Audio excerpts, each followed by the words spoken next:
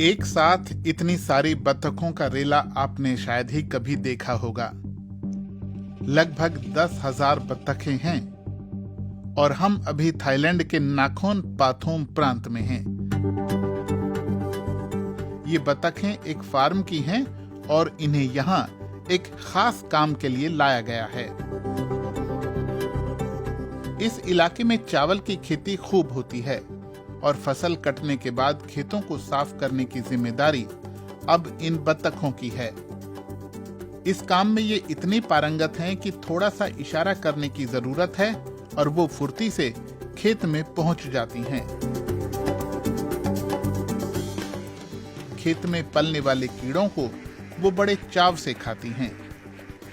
इससे दोनों का फायदा है, बतख पालने वालों का भी और किसानों का भी। ब्रीडरों का फायदा यह है कि उन्हें बतखों को खिलाने पर खर्च नहीं करना पड़ता। यहाँ जो वे खाती हैं उसी से बड़ी हो जाती हैं। दूसरी तरफ चावल उगाने वाले किसानों को भी इसका फायदा होता है। ये बतखें कीटों को खत्म कर देती हैं, जिसके बाद किसानों को रसायनों और कीटनाशकों पर पैसा खर्च नहीं करना पड़ता। इन बतखों को लगभग 15 एकड़ के इस खेत को साफ करने में 1 हफ्ता लगेगा।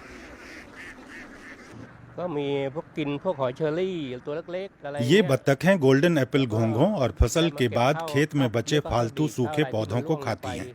बतखें खेत को समतल भी कर देती हैं, जिससे हल चलाने में आसानी होती है। अपीवात की बतखों के लिए यहाँ खाने के लिए बहुत कुछ है, जैसे कि चेरी स्नेल, खरपतवार और दूसरे कीड़े।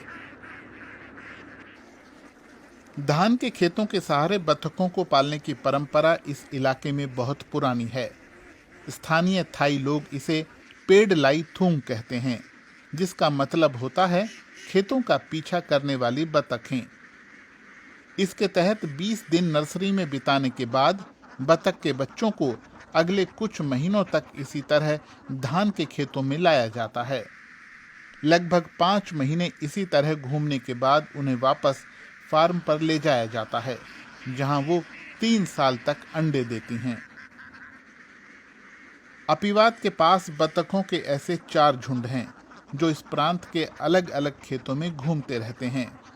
चूंकि यहाँ के किसान एक साल में अपने खेतों से चावल की 3 फसलें लेते हैं, तो इन बतखों के लिए खाने की कोई कमी नहीं होती।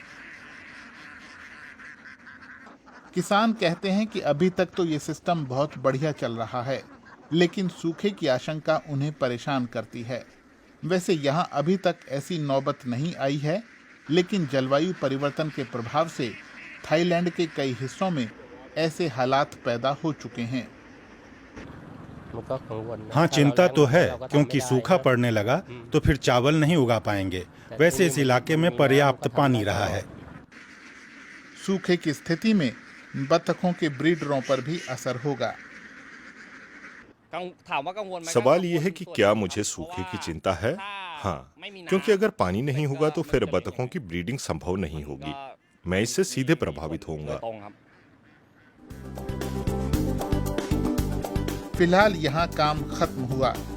बतखें वापस अपनी गाड़ियों में सवार हो रही हैं। ऐसा ही कोई और खेत उनकी अगली मंजिल है, जहाँ पूरा झुंड फिर से ऐसे ही दावत उड़ाएगा।